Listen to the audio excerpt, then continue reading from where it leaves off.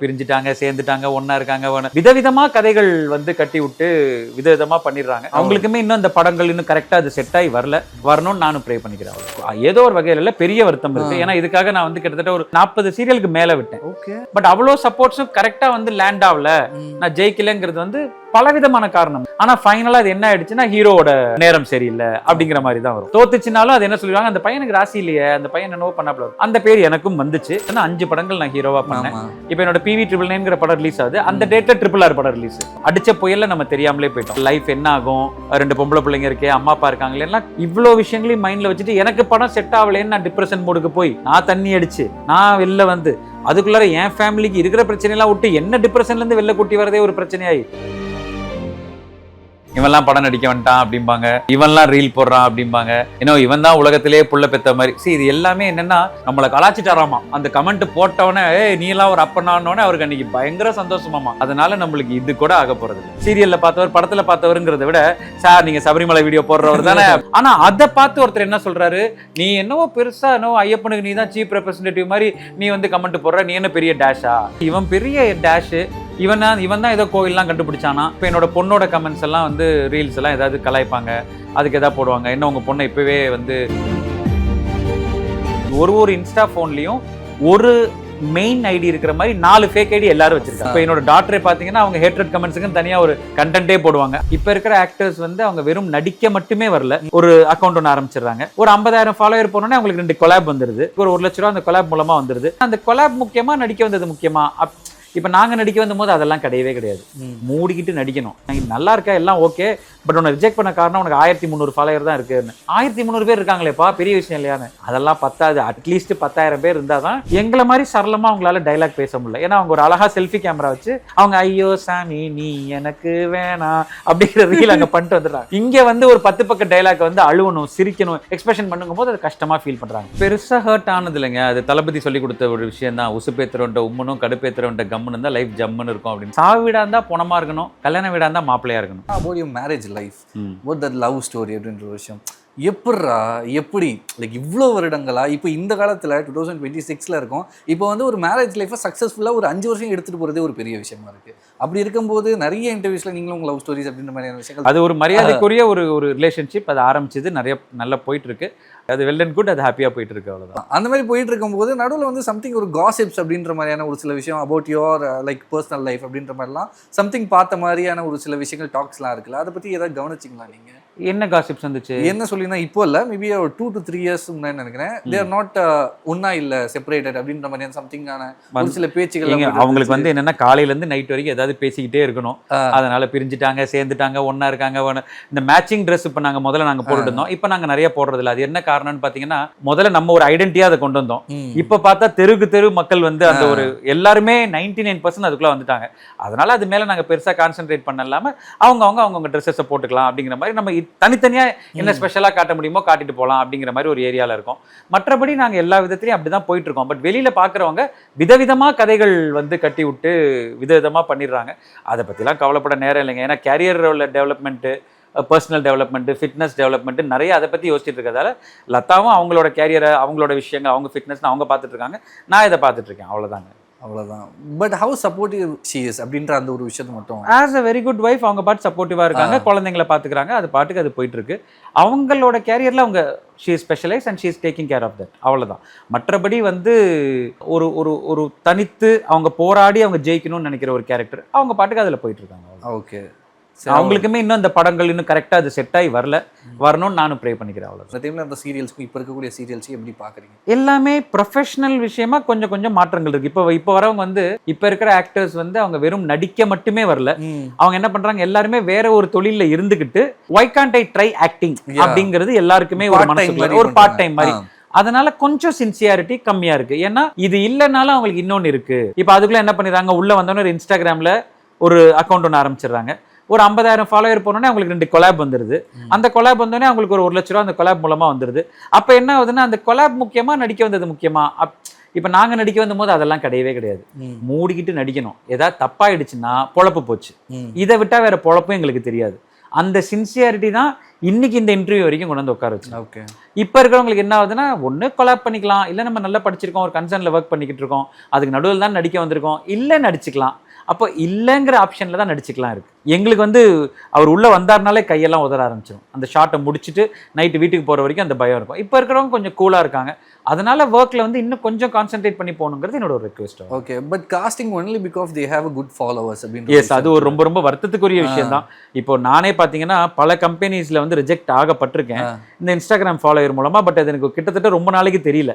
அப்புறம் தான் என்னை கூப்பிட்டு எல்லாரும் சொன்னாங்க, உன்னை நீ நல்லா இருக்கா, எல்லாம் ஓகே, பட் உன்னை ரிஜெக்ட் பண்ண காரணம் உனக்கு 1300 ஃபாலோவர் தான் இருக்குன்னு. 1300 பேர் இருக்காங்களேப்பா, பெரிய விஷயம் இல்லையான்னு. அதெல்லாம் பத்தாது, அட்லீஸ்ட் 10,000 பேர் இருந்தால் தான் இன்னைக்கு வந்து உனக்கு இன்ஸ்டாகிராமில் நீ இருந்தால் தான் நீ மனுஷனாவே இருக்க. நீ இன்ஸ்டாகிராமில் இல்லைன்னா நீ உலகத்தில் இருந்தே பிரயோஜனம் இல்லை. ஆதார் கார்டு மாதிரி என்னங்கடா இது, ரொம்ப டூ மச், அது என்னடா கிராம் கொண்டாங்கடான்னு இன்ஸ்டாகிராம் பார்த்தா இவ்வளோதானான்னு அன்னைக்கு இறங்கினேன் களத்தில். காலை முதல் ராத்திரி வரை கண்டென்ட்டாக அடிச்சு தள்ளினேன். கன்சிஸ்டண்ட்டாக கரெக்டாக ஒரு 1.5 வருஷம் ட்ரை பண்ணேன். 3,35,000 ஃபாலோவர் இருப்போம். இப்போ அது வந்தப்பறம் என்ன ஆயிடுச்சுன்னா, வர்டிகல் சீரியஸ்லாம் போய் பேர் கொடுக்கும் போது ராஜ்கமல் 335K அவங்க என்னோட ஃபோட்டோவை பார்க்குறதே இல்லை. 335K உடனே அவர் அப்ரூவ் பண்ணுங்க. அடப்பாவிகளா, இவ்வளோதானா? இப்போ அழகா இருக்கணும், நடிக்கணும், பயங்கரமாக டைலாக் பேசணும்லாம் இல்லையா? ஃபாலோ இருந்தால் போதுமா? சரி ஓகே, அப்போ என்ன பண்ணோம்? டெய்லி ஒரு ரீல் பண்ணணும், டெய்லி ஒரு போஸ்ட் போடணும். நான் குனிஞ்சிட்டேன், நான் நிமிர்ந்துட்டேன், நான் படுத்துட்டேன், நான் விழிச்சிட்டேன் அப்படின்னு விதவிதமாக போஸ்ட் போட்டே இருந்தா அங்கே ஃபாலோவர் ஏறிக்கிட்டே இருக்கு. சரி போடுறேன். அப்போ இந்த கோயில் வீடியோஸை தூக்கி அதில் போட ஆரம்பிச்சேன். பார்த்தா கோயில் வீடியோஸ் எல்லாம் மில்லியன். சரி ஓகே, அவ்வளோதானே உங்களுக்கு தேவை, அதுலேயும் வந்துடும் அப்படின்னு சொல்லி அதுலேயும் வந்தாச்சு. பட் இது எந்த அளவுக்கு ஹெல்த்தின்னு நினைக்கிறீங்க? கண்டிப்பாக ஹெல்த்தி இல்லை. என்ன ஆகுதுன்னா, இப்போ எங்களோட நடிக்க வரவங்களே ஒரு இன்ஸ்டாகிராமில் இருக்கிற ஒரு இன்ஃப்ளூயன்சர் வந்து நல்லா அதில் சூப்பராக ஒரு 1 மில்லியன் ஃபாலோவர் இருக்கிற கொண்டு வந்து எங்களோட நடிக்க வைக்கும் போது எங்களை மாதிரி சரளமாக அவங்களால டைலாக் பேச முடியல. ஏன்னா அவங்க ஒரு அழகா செல்ஃபி கேமரா வச்சு அவங்க ஐயோ சாமி நீ எனக்கு வேணாம் அப்படிங்கிற ரீல் அங்கே பண்ணிட்டு வந்துடுறாங்க. இங்கே வந்து ஒரு 10 பக்க டைலாக் வந்து அழுவணும், சிரிக்கணும், எக்ஸ்பிரஷன் பண்ணுங்கும் போது அது கஷ்டமாக ஃபீல் பண்ணுறாங்க. அதையும் மீறி சூப்பராக நடிக்கிறவங்க இருக்காங்க, அவங்கள விட்டுருவோம். ஆனால் என்னோட ஒரு ஹம்பிள் ரிக்வெஸ்ட் என்னென்னா, நீங்கள் வேற ஒரு துறைக்கு வரும்போது, அதாவது இன்ஸ்டாகிராம்ங்கிற இந்த ப்ரொஃபைல்லேருந்து கேமராங்கிற இந்த ப்ரொஃபைலுக்கு வரும்போது ப்ளீஸ் கெட் ப்ராக்டிஸ்ட். ஓகே, கொஞ்சம் போய் ப்ராக்டிஸ் பண்ணிக்கோங்க, ஹோம்ஒர்க் பண்ணுங்கள், எல்லாமே பண்ணிவிட்டு நீங்கள் வரும்போது இன்ஸ்டாகிராம் உங்களுக்கு ஒரு ஹெல்ப்ஃபுல்லாக இருக்குமே தவிர இன்ஸ்டாகிராமை வச்சே வாழ்க்கை ஓட்டிடலாம் அப்படின்னா அது 1 கிலோகிராமுக்கு கூட நிற்காது. அவ்வளோ. இப்போ உங்களை பற்றி நான் இருக்கேன், ஹவ் இட் ஸ்டார்டட் அப்படின்றப்போ அங்கே ஒரு ஃபோட்டோ இருக்குது, அதை பார்க்கும்போதே தெரியுது ஹவ் இட் ஸ்டார்டட் அப்படின்ற ஒரு விஷயம். பட் இருந்தாலுமே லைக் அப்பா வந்து ரசிகராக இருந்தாலுமே லைக் உங்களுக்கு வந்து மனசில் தோணி இருக்கும்ல, like okay I want to become an actor அப்படின்ற ஒரு விஷயம் தோணிருக்கோம். அது எப்போ எந்த மொமெண்ட்டில் நடந்தது? எல்கேஜியில் தோணுச்சு. எல்கேஜிலே தோணுச்சு? அது ஞாபகம் இருக்கா உங்களுக்கு இப்போ வரைக்கும்? எல்கேஜினா என்னென்னா, அந்த ஸ்கூல் ஆனுவல் டேல இருந்து I was a guy who was ready to Impress everyone 24/7. அதில் எனக்கு பிரேக்கே கிடையாது. இப்போ உங்களை இம்ப்ரெஸ் பண்ணிட்டேன், முடிஞ்சிருச்சு அப்படின்னு சொல்லி நான் விட மாட்டேன். அடுத்த செகண்ட் அவரை இம்ப்ரெஸ் பண்ண என்னன்னு பார்ப்பேன். அடுத்த செகண்ட் அந்த படியில் ஒருத்தங்க ஏறி வராங்களா அவங்களை இம்ப்ரெஸ் பண்ண என்னன்னு பார்ப்பேன். ஸோ என்னோட மெயின் வேலையே is to Impress people. Okay, ஏன்னா அந்த இடத்துல நான் ஒரு அட்டென்ஷன் சீக்கராக இருக்கணும், அந்த இடத்துல சாவு வீடாக இருந்தால் பணமாக இருக்கணும், கல்யாண வீடாக இருந்தால் மாப்பிள்ளையாக இருக்கணும். ஸோ இதுதான் சின்ன வயசுலேருந்து எனக்கு எல்கேஜியில் முத ஸ்டேஜ் ஏறினா எல்லாரும் கிளாப் பண்ணாங்க. எனக்கு அந்த கிளாப் வந்து மனசுக்குள்ளார வந்து ஒரு போதையை கிரியேட் பண்ணிருச்சு. அந்த கிளாப் தான் என்ன பண்ணுச்சு, எவ்வளோ படித்தாலும் அந்த நடிகன் ஆகணும், நமக்குள்ள ஒரு பர்ஃபார்மன்ஸ் இருக்குது, நம்ம அதை ஒர்க் அவுட் பண்ணணும்னு கொஞ்சம் கொஞ்சமாக அது பண்ணிக்கிட்டே வந்தது. ஒரு 12th அந்த கட்டங்கள் வரும்போது அது மனசில் விஸ்வரூபம் எடுத்துருச்சு. அங்கேருந்து அப்படியே நடிக்க வரும்போது தான் அவர்கிட்ட வந்து கேட்டேன், ஜெய்சங்கர் ஐயாட்ட. அவர் வந்து இப்போ எதுக்குடா படிக்கலாம்டா அப்படின்னாரு. இல்லை அங்கிள் நான் பண்ணியே தீர்வேன் அப்படிங்கும்போது சரி ஓகேன்னு ஒருத்தராக இன்ட்ரடியூஸ் பண்ணார். என்னோட நல்ல நேரம் இயக்குனர் சிகரம் திரு கே பாலச்சந்தர் ஐயா அவர்கள் கையால் மோதிர கைகளால் குட்டுப்பட்டு அழகா சஹானா அப்படின்னு சொல்லி சிந்து பைரவி சீரியல் பார்ட் 2 வந்து எடுத்தாங்க. அதில் அறிமுகமாகி அப்படியே லைஃப் ஸ்டார்ட் ஆச்சு. ஓகே, அந்த மாதிரி போயிட்டு இருக்க ஃபர்ஸ்ட் சீரியல், அதுக்கப்புறமா அப்படியே படங்களில் ஹீரோவாகவும் நடிக்க ஆரம்பிச்சிங்க. அப்படின்ற போது லைக் அந்த படங்கள் வந்து பெருசாக போகாததுக்கு காரணம் என்னவா இருக்கும் அப்படின்னு மறுபடியும் வந்து எல்லாருக்கும் ஒரு சுழின்னு ஒன்று இருக்கு. அதுதான் ஃபர்ஸ்ட். நம்ம என்னதான் கஜகரணம் போட்டாலும் நமக்கான விஷயங்கள் ஒரு பக்கம். அதையும் மீறி முயற்சியை விடக்கூடாதுன்னு 5 படங்கள் நான் ஹீரோவா பண்ணேன். 5 படங்களுமே பல பேர் நினைச்சிட்டு இருக்காங்க நான் தயாரிப்பாளர், நானே தயாரிச்சு நடிச்சேன்னு. சத்தியமா என்கிட்ட அவ்வளோ காசெல்லாம் இல்லை, அதனால நான் தயாரிச்சுலாம் நடக்கல. முதல் படம் பார்த்தீங்கன்னா விமல் சார் பண்ண வேண்டியது, மேல்நாட்டு மருமகன் ஒரு படம். அந்த டைரக்டர் சார்ட்ட அந்த நேரத்தில் விமல் சார் போய் கதை சொல்லி ஓகே பண்ணி, பட் விமல் சாரோட ப்ராப்பர் டேட் இல்லாமல் ஆனால் அந்த படத்தை ஷூட் பண்ண வேண்டிய ஒரு கட்டாயம் இருந்தபோது வாய்ப்பு தேடி அவரோட ஃப்ரெண்டு கேரக்டராக நடிக்க போனேன். நான் வந்து அதில் கதாநாயகன். நான் ஓகே, அங்கேருந்து அசோசியேட் தான் வெளில வந்து சண்டி குதிரை பண்ணாரு, அங்கேருந்து ஒருத்தர் வெளில வந்து அடுத்த படம் பண்ணார். இப்படியாக தான் அது கனெக்ஷன் போச்சே தவிர ஒரு படத்துக்கும் நான் தயாரிப்பாளர் இல்லை. பட் படங்கள் வந்து அந்தந்த படங்கள் நல்ல டீமாக தான் அமைஞ்சுது. பட் அது ரிலீஸ் ஆன நேரம், இப்போ என்னோட PV999ங்கிற படம் ரிலீஸ் ஆகுது, அந்த டேட்ல RRR படம் ரிலீஸ். ஓகே. ஸோ யானைக்கும் எறும்புக்கும் ஒரு வித்தியாசம்ங்கிற மாதிரி நம்ம அதுல அடிச்ச புயல்ல நம்ம தெரியாமலே போயிட்டோம். ஸோ அந்த மாதிரி தான் நம்மளோட டிராவல் இருந்துச்சே தவிர முயற்சிகள் ரொம்ப சின்சியரா பண்ணோம். பட் அதுக்கு மீறி ஆண்டவன் ஒரு முடிவு வச்சிருப்பான்ல, அந்த முடிவு ஆண்டவன் கையில ஆகல. ஓகே. பட் ஏதோ ஒரு வகையில வருத்தம் இருக்கா? கண்டிப்பா ஏதோ ஒரு வகையில பெரிய வருத்தம் இருக்கு. ஏன்னா இதுக்காக நான் வந்து கிட்டத்தட்ட ஒரு 40 சீரியலை விட்டுட்டு, ஏன்னா சீரியல் கிடைக்கிறது எவ்வளவு பெரிய விஷயம். 40 சீரியலுக்கு மேல விட்டேன். அதுல வந்து ராதிகா மேடமோட சீரியல், ரேடனோட சீரியல் இருக்கு, குட்டி பத்மினி மேடமோட சீரியல் இருக்கு, அப்புறம் தமிழ்ல பிரம்மாண்டமா சுரேஷ் கிருஷ்ணா சார் எடுத்த மகாபாரதம் இருக்கு. ஸோ இந்த எல்லா சீரியலையும் நான் கூப்பிடும் போது நான் அவங்கள போய் பர்சனலா மீட் பண்ணி நான் படங்களுக்கு ட்ரை பண்றேன், ஸோ இந்த முயற்சியில் வந்து நான் சீரியல் பண்ணல, நீங்கள் தப்பாக எடுத்துக்காதீங்க அப்படின்னு அவங்ககிட்ட போய் சொல்லுவோம். அவங்க என்ன என்கரேஜ் பண்ணி, சரிடா கண்ணா நீ பண்ணு, ஒரு முயற்சி பண்ணி பார்க்குறல, பண்ணி பாருன்னா எல்லாருமே எனக்கு சப்போர்ட் பண்ணாங்க. பட் அவ்வளோ சப்போர்ட்ஸும் கரெக்டாக வந்து லேண்ட் ஆகல, நான் ஜெயிக்கலைங்கிறது வந்து பலவிதமான காரணம். இந்த கர்ணன் படத்தில் வந்து சிவாஜி சாரை கொண்டுட்டு அப்புறம் சிவாஜி சார் கேட்பாரு, எதுக்கு என்ன சுட்டுட்ட அப்படின்னு சொல்லி. உன்னை ஏற்கனவே 7 பேர் கொண்டுட்டாங்கப்பா, ஃபர்ஸ்ட் உன்னை வந்து உன்னோட தாய் கொன்னா, அடுத்து அர்ஜுனன் கொன்னாரு, இவர் கொன்னாருன்னு ஒரு 7 காரணங்கள் சொல்றாரு. அது மாதிரி என்னோட படங்கள் தோத்ததுக்கு பல காரணங்கள் இருந்துச்சு. என்னோட ப்ரொடக்ஷன் சைடில், டைரக்ஷன் சைடில், ஸ்கிரிப்ட் சைடில், ரிலீஸ் ஆன டைம் டேட், இந்த மாதிரி பல விஷயங்கள் இருந்துச்சு. ஆனால் ஃபைனலாக அது என்ன ஆயிடுச்சுன்னா, ஹீரோவோட நேரம் சரியில்லை அப்படிங்கிற மாதிரி தான் வரும். ஏன்னா ஒரு படம் ஜெயிச்சதுன்னா ஹீரோவாலன்றுவாங்க, தோத்துச்சுனாலும் அது என்ன சொல்லுவாங்க, அந்த பையனுக்கு ராசி இல்லையே, அந்த பையன் என்னவோ பண்ணாப்புல இருக்கு, அந்த பேர் எனக்கும் வந்துச்சு. பட் அதை நான் கடந்து போகணும் அப்படிங்கும் போது தான் திருப்பி என்னோட சீரியல் வீடு வந்து ரெடியா இருந்துச்சு. அதுக்குள்ளார வந்து நான் சந்தோஷமா இருக்கேன். அந்த மாதிரியான டாக்ஸ் வரும்போது ஏதாச்சும் பேசணும், அவங்களுக்கு ஏதாவது ரிப்ளை கொடுக்கணும்னு நினைச்சிருக்கீங்களா? அப்போ நினைச்சது உண்டு, ஆனா ரிப்ளை கொடுத்தது இல்லை. ஏன்னா அவங்க நம்ம ஜெயிச்சிருந்தா அதே கூட்டம் நம்மள வேற மாதிரி பேசும், நம்ம கரெக்டா வரல. அப்ப அந்த நேரத்துல வந்து அந்த கூட்டத்துக்கு நம்ம பதில் சொல்லிட்டு இருக்க வேண்டியது நம்மளோட வேலை இல்லை. அதுக்கு பதிலாக நம்ம நடிக்க போன சீரியல்ல என்ன டிஃப்ரெண்டா பண்ணலாம். இப்போ நான் அங்கேருந்து வந்து கம்பேக் கிட்டத்தட்ட ஒரு 8 வருஷம் கழிச்சு கம்பேக் கொடுத்தது அபியும் நானும்னு ஒரு சீரியல். அதில் ஒரு பாப்பாவோட அப்பாவா டிரைவர் சரவணன் ஒரு கேரக்டர். போகிற போக்கில் தான் தெரிஞ்சது அந்த கேரக்டர் தான் அந்த கதைக்கே ஒரு பெரிய பேஸ் அப்படின்னு. ஸோ நான் அந்த படங்கள் விட்டு வந்ததுக்கான விளக்கங்கள் கொடுத்துட்டு இருக்கிறதுக்கு பதிலாக சீரியலில் நம்மளுக்கு கிடைச்ச கேரக்டர் நம்ம திருப்தியாக பண்ணலான்னு பண்ண ஆரம்பிச்சா அந்த சீரியல் சூப்பர் டூப்பர் ஹிட். ஹாப்பியாக அந்த சீரியலை முடிச்சுட்டு அடுத்த கட்ட வேலைகளை பார்த்துட்டு இருக்கேன். ஓகே. பட் இருந்தாலுமே இந்த 40 சீரியல்ன்றது it's not a small thing. ஒரு 8 வருஷ காலம் அப்போ நல்லா பீக்கில் இருந்தேன், எல்லாருமே கூப்பிட்டாங்க. கூப்பிடும் போதெல்லாம் மனசுக்குள்ளார அந்த ஒரு சீரியலை விட்டு வரும்போதும் அப்படியே வயிற்ற கலக்கி பாத்ரூம் வந்துடும். நம்ம கரெக்டாக பண்ணுறோமா, தப்பு பண்ணுறோமா, ஏதாவது ஒன்று பின்னாடி லைஃப் என்ன ஆகும், 2 பொம்பளை பிள்ளைங்க இருக்கே, அம்மா அப்பா இருக்காங்களே, எல்லாம் கலங்கி நின்னது உண்டு. ஆனால் ஏதோ ஒரு குருட்டு தேரத்தில் அந்த படங்களுக்கு முயற்சி பண்ணலாமேன்னு பண்ணேன். பட் இறைவன் எங்கே என் கூட இருந்துட்டாருன்னா, அந்த படங்கள் செட் ஆகாமல் நான் திருப்பி சீரியலுக்கு வந்த போதும் சீரியல் என்னை கை கொடுத்து தூக்கிட்டு போகிற லெவலுக்கு என்னை ஆண்டவன் காப்பாற்றிட்டார். இந்த படங்கள் பண்ணி அந்த படங்கள் கரெக்டாக ரீச் ஆகலையேங்கும் போது கொஞ்சம் கஷ்டமாக இருந்துச்சு. அதுக்கப்புறம் என்ன தோணுச்சுன்னா, சரி ஓகே, இதை விட பெட்டராக ஆண்டவன் வேறு ஏதோ ஒன்று வச்சுருக்கான் போல இருக்கு, நம்ம அதை பார்க்கலாம். ஏன்னா அங்கே நான் டிஜெக்ட் ஆனேன்னா அதுக்குள்ளே டக்குன்னு பார்த்தா இந்த பக்கம் 2 குழந்தைங்க, அம்மா அப்பா, ஃபேமிலி, வீடுன்னு செட்டப் பெருசாகிடுச்சு. ஏன்னா இதை முடிச்சுட்டு அதை சத்யராஜ் சார் சொல்லுவார், நீ சினிமாவுக்கு வரேன்னா முதல்ல உனக்கு கமிட்மெண்ட் இருக்கக்கூடாது, நீ வந்து கமிட்மெண்ட் லெஸ்ஸாக இருக்கிறவன் தான் சினிமாவுக்கு வரணும் அப்படின்னு சொல்லுவார். அந்த விதத்தில் நான் தப்பு பண்ணிட்டேன். நான் உள்ளே வரும்போதே கல்யாணம் ஆயிடுச்சு, 2 பிள்ளைங்க பிறந்துருச்சு. அப்போ நான் வந்து அம்மா அப்பா ஏஜ் ஆக ஆரம்பிச்சிருச்சு. இவ்வளோ விஷயங்களையும் மைண்டில் வச்சுட்டு எனக்கு படம் செட் ஆகலேன்னு நான் டிப்ரெஷன் மூடுக்கு போய் நான் தண்ணி அடிச்சு நான் வெளில வந்து அதுக்குள்ளார என் ஃபேமிலிக்கு இருக்கிற பிரச்சனையெல்லாம் விட்டு என்ன டிப்ரெஷன்லேருந்து வெளில கூட்டி வரதே ஒரு பிரச்சனையாகி எவ்வளோ பாருங்க சீன். அது மட்டும்தான் எனக்கு இன்னும் கொஞ்சம் சினிமாவில் நல்லா வந்திருக்கலாமே, ஏன் கடவுள் நம்மளுக்கு அதை ஃபேவர் பண்ணலை அப்படிங்கிறது கொஞ்சம் லைட்டாக ஒரு வருத்தமான விஷயம். மற்றபடி நான் வருத்தப்படுற அளவுக்கு லைஃப்பில் ஒன்றும் பெருசாக பட் ஒரு ரிக்ரெஷன் இருந்திருக்கு அவங்களுக்கு. கண்டிப்பாக இருந்திருக்கு. 100% இன்னும் கொஞ்சம் நல்லா வந்திருந்தா இன்னைக்கு நானும் வந்து ஒரு நல்ல கேட்டகரியில் ஒரு சூப்பர் ஹீரோவாக இருப்பேனான்னு தெரியாது. பட் அழகா அந்த நெக்ஸ்ட் கிரேட் ஹீரோஸ் இருக்காங்கல்ல, அந்த கிரேட்ல நானும், ஏன்னா எனக்கு வந்து சினிமா ரொம்ப பிடிக்கும், படங்கள் பண்ணுங்கிறது ரொம்ப ரொம்ப ஆசை, பணத்து மேல பெரிய ஆசை இல்லை. அதனால நான் ஸ்டேட்மெண்ட்டே என்ன கொடுத்தேன், சம்பளம் வந்து நான் நடிக்கிற படங்களுக்கு தயாரிப்பாளர் ஃபிக்ஸ் பண்றது தான், நான் ஃபிக்ஸ் பண்றது இல்லை அப்படின்னு சொல்லியிருந்தேன். ஸோ அந்த மாதிரி ரொம்ப சினிமாவை ஃப்ரெண்ட்லியா ரொம்ப டவுன் டு அர்த்தா என்னால் கொண்டு போயிருக்க முடியும். பட் அது எனக்கு செட் ஆகலையே, அது எனக்கு கரெக்டாக கைக்கூடி வரலையேங்கிறது ஒரு மிகப்பெரிய ஒரு pain. But nothing is late அப்படின்ற ஒரு விஷயம் தான். இப்பயும் முயற்சிகள் இப்பவும் போயிட்டு தான் இருக்கு, ட்ரை பண்ணிட்டு தான் இருக்கோம். பட் அது என்ன ஆயிடுதுன்னா, நம்ம டிவியை பொறுத்த வரைக்கும் டிவி ஆர்டிஸ்ட்னு ஒரு பிராண்ட் ஒன்று இருக்கு.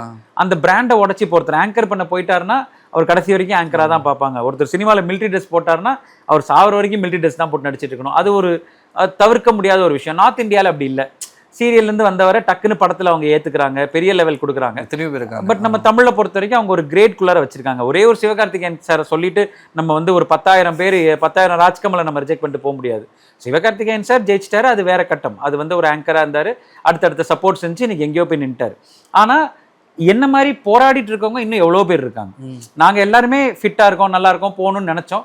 பட் அந்த ஒரு தடை வந்துச்சு. அவர் டிவியில நிறைய வந்துட்டாரு, அவரை இப்போ கேஷ் பண்ணுமான்னு, சரி பார்த்துக்கலாம் அப்படின்னு இதுலயே எங்க வாழ்க்கை வந்து ஊசலாடி ஊசலாடி ஊசலாடி நின்றுச்சு. அங்க அது ஒரு பெரிய ரெக்ரெட்டிங் தான். ஆக்சுவலி உங்களை பார்த்தோன்னா ரொம்ப நாளாக எனக்கு ஒரு கேள்வி கேட்கணும்னு தோணிட்டே இருக்கும். எப்படி இவ்வளோ காமன் கம்போஸாக இருக்கீங்க, அதை சொல்லுங்க. ஒன்றும் பெருசா ஆசைகள் இல்லை, ஒன்றும் பெருசா தேடி பிடிக்க வேண்டிய விஷயங்கள் இல்லை.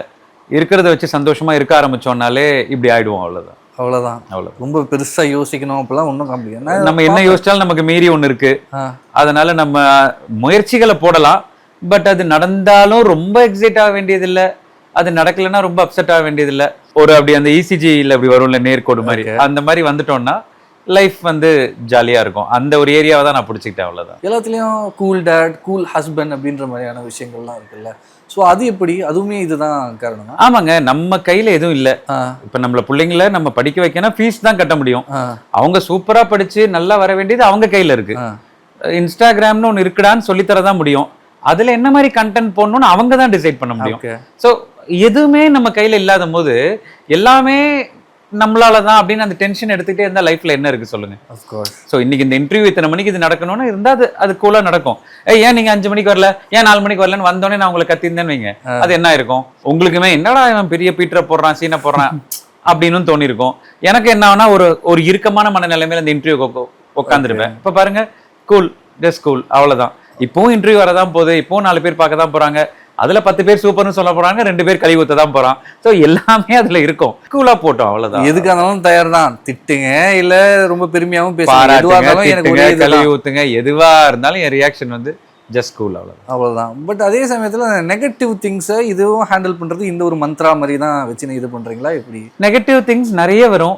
ஒரு ரீலுக்கும் வரும், ஒரு சீனுக்கும் வரும். சீரியல்ல நடிச்சாலும் வரும், படங்கள் பண்ணும் போது வரும். இவன்லாம் படம் நடிக்க வந்துட்டான் அப்படிம்பாங்க, இவன்லாம் ரீல் போடுறான் அப்படிம்பாங்க. ஏன்னா இவன் தான் உலகத்திலேயே புள்ள பெத்த மாதிரி. இது எல்லாமே என்னன்னா, ஏதோ ஒரு இடத்துல அவன் பாதிக்கப்பட்டிருக்கான். எனக்கு அவனை பார்க்கும்போது பாவமா இருக்கும். ஐயோ பாவம். அவனுக்கும் ஒரு குழந்தை இருந்திருக்கும், அவனுக்கு அந்த குழந்தைய சரியா வளர்த்திருக்க தெரியாது. புரியுது. அவங்க என்ன பண்ணிருப்பாங்க, தண்ணி போட்டு ஏதாவது தப்பான விதத்துல பணத்தை விட்டு, அந்த டென்ஷன்ல வந்து வீட்டுல இருக்க குழந்தைங்களை வந்து ப்ராப்பரா எஜுகேஷன் கொடுக்க முடியாம, அந்த குழந்தைங்க அதனால தப்பாயி ஒரு சிச்சுவேஷன்ல இருக்கிறதால அவரோட பார்வையில இருந்து பூனை கண்ணை மூடிக்குச்சுன்னா உலகம் இருந்துருச்சுன்னு சொல்லுவாங்க. அவரோட பார்வையில நம்ம எல்லாம் தப்பானவங்களா திடீர்னு தெரியும். அப்ப நான் என்ன அவருக்கு திருப்பி அந்த கமெண்ட்ல போடுவேன், நண்பா ஓகே நண்பா, உங்களுக்கு இப்படி இருக்கு, உங்க வீட்டுல நல்லது நடக்கட்டும் அப்படிதான் போட்டான். அவனை வேற வழி இல்ல. அவனை திருப்பி திட்டி என்ன போகுது, ஏற்கனவே அவரே டிப்ரெஷன்ல இருக்காரு. அந்த டிப்ரெஷன் தான் இந்த மாதிரி ஒரு கமெண்ட் போட வைக்குது. நீங்க யோசிச்சு பாருங்களேன், நம்ம எத்தனை ரீல் ஒரு நாளைக்கு பாக்குறோம், எத்தனை ரீலுக்கு லைக் போடுறோம், எத்தனை ரீலுக்கு கமெண்ட் பண்றோம். நம்ம பாக்குறதுல 2% கூட நம்ம லைக்கும் கமெண்ட் 2% லைக் பண்ண மாட்டோம், 0.01% கூட நம்ம கமெண்ட் பண்ண மாட்டோம். எப்படி உட்காந்து கமெண்ட் பண்ணிட்டு இருப்போம். பயங்கரமா பிடிச்சி போச்சு, இப்போ ஒரு தளபதியோட வீடியோ பாக்குறோம், தலைவா லவ் யூ அந்த மாதிரி போடுறோம்னா அது கதை வேற, ஓகே. ஆனா பாக்குற ரீலுக்கெல்லாம் ஒரு அப்பாவும் பண்ண ரீலுக்கு ஒருத்தர் பயங்கர கோவமா கமெண்ட் போடுறாருன்னா அப்ப எந்த அளவு உள்ள ஒரு பாதிக்கப்பட்டிருக்காரு மனநிலைமை. அப்படி யோசிச்சு பாருங்களேன், ஐயோ பாவண்டா அவன் அப்படிங்கிற மாதிரி தோணும். அதுக்கு பின்னாடியே வந்து அந்த வீட்டுல இருக்க குழந்தைங்களை நினைச்சு எனக்கு இன்னும் கவலையா இருக்கும். இவரே இவ்வளவு டிப்ரெஷன்ல இருக்காருன்னா அப்ப அந்த குழந்தைங்களை எந்த லெவல்ல டிப்ரெஷன்ல கொண்டு போயிருப்பாரு, அதுங்க என்ன மென்டாலிட்டியில இருக்கும். அதனால அது பாவப்படுவேன், பாவப்பட்டு இறைவன்ட்ட வேண்டி பாப்பா இவருக்கு பாவம் நல்லது நடக்கணும். ஏன்னா அந்த ஒரு இயலாமை, அந்த ஒரு வெறுப்பு அதெல்லாம் சேர்ந்துதான் இந்த மாதிரி கமெண்ட் பண்ண வைக்குது. அவருக்கு நல்லது நடக்கணும்னு வேண்டிப்பேன், அவ்வளவுதான். பட் நீங்க எனக்கு தெரிஞ்சு தொடர்ந்து அந்த மோட்டிவேஷன் ஸ்பீக்லாம் கொடுக்கலாம்னு நினைக்கிறேன் ப்ரோ. ஏன்னா நானும் நிறைய பேர்கிட்ட கேட்டிருக்கேன், இந்த ஒரு நெகட்டிவ் கமெண்ட்ஸ்ன்றது ஒரு செலிபிரிட்டியா இருக்காங்க, ஒருத்தங்க லைம் லைட்டா இருக்காங்க அப்படின்றப்போ வந்து சோஷியல் மீடியால தன்னோட ஃபேமிலியை எடுத்துட்டு வரும்போதும் சரி, இல்லை சோஷியல் மீடியாவில் அவங்களே இண்டிவிஜுவலா சம்திங் கண்டென்ட் போடும்போதும் சரி, இந்த நெகட்டிவ் திங்ஸ்ன்றது எல்லாருக்குமே தோணும். நெகட்டிவ் இல்லாத ஒரு பர்சன் அப்படின்ற மாதிரி இல்லை. நம்ம என்னதான் நல்லது செஞ்சாலும் என்ன பண்ணாலும் பேசணும்னு பேசுவாங்க, அந்த அக்கௌண்ட் பார்த்தா ஃபேக் அக்கௌண்டா இருக்கும் அப்படின்னு இருக்கும்போது இந்த சொல்றக்கூடிய பதில் நம்ம எடுத்துக்கிற விதம் இருக்குல்ல, அது ரொம்பவே புதுசா இருக்கு அப்படின்றத சொல்லி ஆகணும். புதுசா இல்ல, இது பிராக்டிக்கலா இருக்கும். ஏதாவது ஒரு விதத்துல அவங்க இதை பாக்குறவங்க, இப்ப இந்த இன்டர்வியூ பாக்குற நெகட்டிவ் கமெண்ட் பண்றவர் இருக்காருல்ல, அவர் இந்நேரம் ஃபீல் பண்ணியிருப்பாரு. ஆஹா நம்ம ஃபீல் போட்ட உடனே அவருக்கு என்னன்னா நம்மளை கலாச்சிட்டாராமா. அந்த கமெண்ட் போட்டவனே நீ எல்லாம் ஒரு அப்பனானோடனே அவருக்கு அன்னைக்கு பயங்கர சந்தோஷமாமா. என்னன்னா அவர் நம்மளை கலாச்சிட்டாராமா. அதனால நம்மளுக்கு இது கூட ஆக போறது இல்லை. நம்ம என்ன பண்ண போறோம், நம்ம இன்னும் 2 ஷூட்டிங் வீடு கட்டி வாடகை விட்டு நம்ம வேற லெவல்ல தான் இருக்க போறோம். ஆனா அவரு பாவம் என்ன பண்ண போறாரு, நம்மளை கலாச்சிட்டு அந்த கலாச்சி முடிச்சு ஒரு 2 hours கழிச்சு அவருக்கு ஒரு டிப்ரெஷன் வந்துடும் திருப்பி. ஐயோ என் பொண்ணுக்கு நான் இது பண்ணலையே, என் பிள்ளைக்கு இது பண்ணலையே, ஏன் பண்ணல, ஏன்னா நான் சரக்கு அடிக்கிறேன், எனக்கு சரக்கு அடிக்கிறதுக்கே டெய்லி 250 ரூபா, மாசம் 2500 ரூபா இதுக்கே போயிடுது, நான் என்ன பண்றேன், இதுதான் அவரோட டிப்ரெஷன். ஆனா இதை பார்த்துட்டு இருக்கும் போது, ஓ நம்மளை இப்படி நம்ம அவனை ஓப்பனா ஸ்டேட்டஸ்ல கலாச்சா, நம்மள ஓப்பனா ஒருத்தர் இன்டர்வியூல உட்காந்து கலாய்க்கிறான் அப்படின்னு இன்னும் அவருக்கு புரிஞ்சிருக்கும். இதுக்கு மேல அவரை கலாய்க்கவே முடியாது. ஆனா கலாய்க்கிறதுல 2 விதம் இருக்குல்ல, ஒண்ணு வந்து ஓப்பனா கலாய்க்கிறது, இன்னொன்னு இப்ப நான் கலாய்ச்ச மாதிரி கலாய்க்கிறது.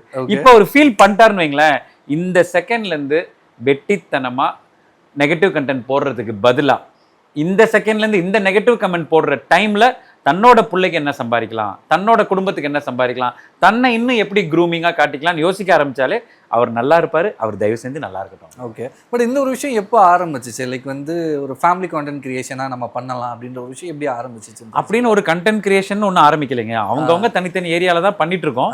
என்னைக்காவது ஒன்னா பார்க்கும் போது எல்லாரும் ஒன்னா பண்ணிக்கிறோம். ஏன்னா இப்ப நான் என்னோட சீரியல் டீமோட அவங்களோட அது போயிட்டு இருக்கோம், அவங்க ஒரு மாதிரி போயிட்டு இருப்பாங்க, அவங்களோட ஏரியால பண்ணிட்டு இருப்போம்.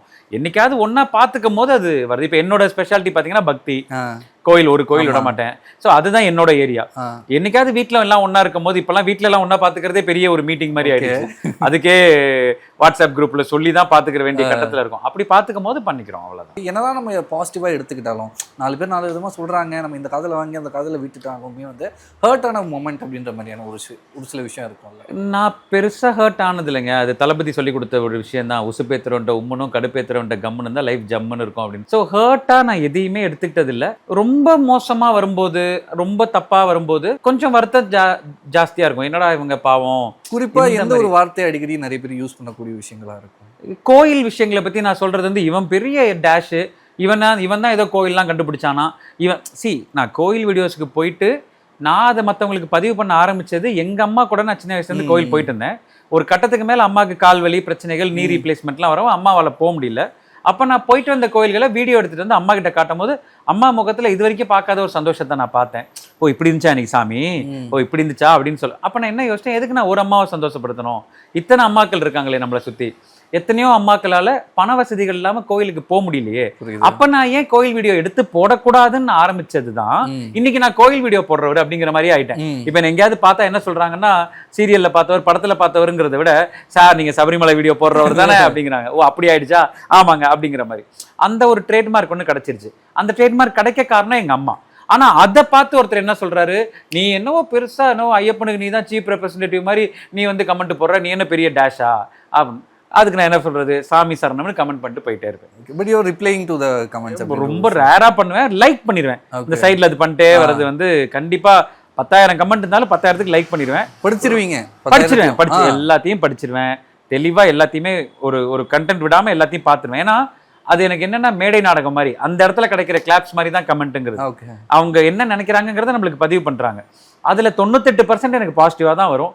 ஒரு 2% அங்கங்க காமெடியன்ஸ் வருவாங்க, அவங்கள பார்த்து சிரிச்சுட்டு போயிடுவாங்க. ஓகே, இட்ஸ் அபவுட் அஸ் அப்படின்றப்போ as a individual அப்படின்றப்போ இட்ஸ் கமிங் டு ஃபேமிலி அப்படின்ற ஒரு விஷயம் இருக்கும்ல, அது ஹிட் ஆகும். எது கண்டிப்பா ஹிட் ஆகும். இப்போ என்னோட பொண்ணோட கமெண்ட்ஸ் எல்லாம் வந்து ரீல்ஸ் எல்லாம் ஏதாவது கலாய்ப்பாங்க, அதுக்கு எதாவது போடுவாங்க. என்ன உங்க பொண்ணை இப்பவே வந்து சினிமால இறக்கிட்டீங்களா அது எதும்பாங்க. என்ன பண்ண முடியும், அது வந்து என்னன்னா அவங்க சினிமாவுக்கு வரணும்னா எப்போவோ நாங்கள் சினிமாவில் இறக்கிருக்கலாம். பட் சினிமாவுக்கு வரது பிளான்ல, இப்போவும் அவங்க இன்ஃப்ளூயன்சராக தான் இருக்காங்க. அவங்களுக்கு பிடிச்ச விஷயத்த அவங்க சொல்றாங்க. அதுக்கு போய் நெகட்டிவ் கமெண்ட் போடுறவனை வந்து நம்ம அதுக்கு என்ன ரியாக்ட் பண்ண முடியும். அதுக்கு கமெண்ட் போடுறவங்க பார்த்தீங்கன்னா இன்னைக்கு ஒரு இன்ஸ்டா ஃபோன்லையும் ஒரு மெயின் ஐடி இருக்கிற மாதிரி 4 ஃபேக் ஐடி எல்லாரும் வச்சிருக்காங்க. யார் யாரை பிளாக் பண்ணாலும் அந்த 4 ஐடியில மூலமா போய் அவங்க பார்க்கறதுக்காக வச்சிருக்காங்க. இந்த 4 ஐடியும் போய் திறந்து பார்த்தீங்கன்னா இந்த தப்பா கமெண்ட் பண்றவங்க 99% 5 ஃபாலோயர் 10 ஃபாலோயருக்கு மேல இருக்காது. டிபியும் இருக்காது. அந்த 5-10 யாருன்னு நினைக்கிறீங்க? உடனே இப்ப நீங்க பண்ண மச்சான் போன கூட நீங்களா வாங்கி உங்க குரூப்ல பண்ணிட்டு தான் அந்த 5 ஃபாலோயரும். உடனே அவனை சைபர் கிரைம்ல பிடிச்ச நம்ம போலீஸ் டிபார்ட்மெண்ட்லாம் எவ்வளவு பிஸியா இருக்காங்க. அவங்களுக்கு இந்த மாதிரி மொக்க வேலை கொடுக்கலாமா, எத்தனை திருடங்க எவ்வளவு பெரிய சாதனைகள்லாம் பண்ணிட்டு இருக்காங்க. இந்த மாதிரி சுச்சா பசங்களெல்லாம் வந்து விட்டுறணும். ஏன்னா என்னைக்கு இன்ஸ்டாகிராம்ல வந்து ஒரே ஒரு ஐடியை மட்டும் அவங்க ஒருத்தர் கேரண்டீடா வச்சுக்கலாம் அப்படின்னு ஒரு விஷயத்த கொண்டு வராங்களோ அது வரைக்கும் இந்த மாதிரி கழுசடைகள் இருந்துகிட்டே தான் இருக்கும். ஓகே. அவங்க என்ன பண்ணுவாங்கன்னா அது நீங்க அந்த ஐடியா திறந்து பார்த்தீங்கனாலே அந்த பேரே டிஃப்ரெண்டா இருக்கும். இட்ஸ் மீ இட்ஸ் மீ பூ அப்படிங்கிற மாதிரி ஒரு பேர் வச்சிருப்பாங்க. பாவம் அவங்களுக்கு வேற வேலை இல்லை, செய்யறதுக்கு என்ன பண்றது, நெக்ஸ்ட் என்ன பண்ணுங்கிறது அவங்களுக்கு தெரியல. அதனால ஒரு டிப்ரெஷன்ல இருக்காங்க. அதில் விட்டுறணும். ஓகே. பட் நீங்க வந்து பேசிக்கிட்டீங்களா? லைக் இதை பத்தின ஒரு கான்வர்சேஷன் வீட்டில் ஜாலியா பேசிப்போம். இப்போ என்னோட டாக்டரே பார்த்தீங்கன்னா அவங்க ஹேட்ரட் கமெண்ட்ஸுக்குன்னு தனியா ஒரு கண்டென்ட்டே போடுவாங்க. அது அவங்களோட பேட்டர்ன். என்னோடது பார்த்தீங்கன்னா இவ்வளவுதான். ஸோ அது மாதிரி நாங்கள் ஜாலியாக பேசிப்போம். நான் சொல்லுவேன், ஏன்டா அந்த கமெண்ட்லாம் இல்லைப்பா, நாம திருப்பி நம்ம ரிப்ளை கொடுக்கணும்ல. அது அவங்களோட மென்டல். ஓகே. அதுக்குள்ளார நான் பூந்து வேணாம் இதெல்லாம் பண்ணாதரா, அவங்களுக்கு தோணுது அவங்க பண்றாங்க, அது பண்ணிட்டு போட்டோம், அவ்வளவுதான். ஸோ அதனால ஜாலியா பேசிப்போம். பாருங்கப்பா ஒருத்தன் ஓவர் இதில் இருக்காரு போல இருக்கு, என்ன இப்படிலாம் சொல்லியிருக்காரு, பாவண்டா போயிட்டு போறாரா அப்படிங்கிற மாதிரி போயிட்டு போவோம். ஓகே. இப்படி ஏதோ ஒன்று பேச ஆரம்பிச்சு நான் ஏதோ ஒரு டாபிக் குள்ளே போயிட்டேன்.